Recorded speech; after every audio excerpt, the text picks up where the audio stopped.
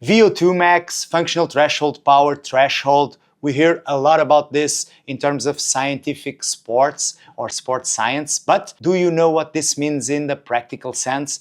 We will break it down for you in a non-scientific way so that you can understand how to use it in your advantage in terms of training and Hyrox performance. So VO2 max, basically and essentially it is a 5 to 7 minute all-out effort. Think about a 2K row, 2K all-effort ski, 1 mile run, or even a 7-minute AMRAP of burpees. Threshold. So let's think about threshold as a 45 to 6 minutes effort. So for most of us, mere mortals, like 10, 12, 15, 18, maximum 20K for some of the fastest athletes in terms of the running.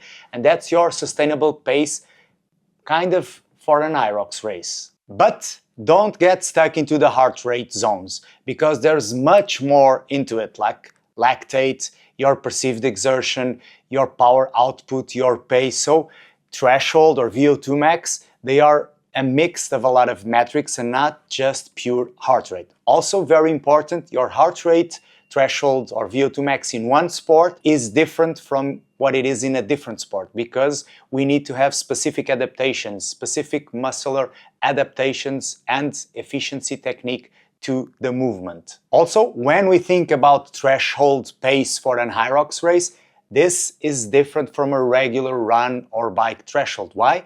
Because you are changing your movement patterns. You are changing the muscles that you are using. So your threshold on a burpee broad jump is surely different from your threshold on a row erg when you row for 1K. You will have completely different heart rates and feelings. But overall, let's consider Hyrox as a threshold race. Durability. What is durability? This is a real game changer for Hyrox and endurance athletes. Durability, we can think about it as being your ability to sustain the threshold or the VO2 under fatigue. So later in a race, last third of the race, how much do you lose comparing to your numbers when you are fresh? It's very good to have a high FTP or a high VO2 when you are completely fresh and just finished a good and specific warm-up, and completely different when you are in the end of the race after a 40-minute effort. So that is durability. The good news, you can train to improve your durability as you can train to improve your VO2 or threshold. You just need to have specific training sessions.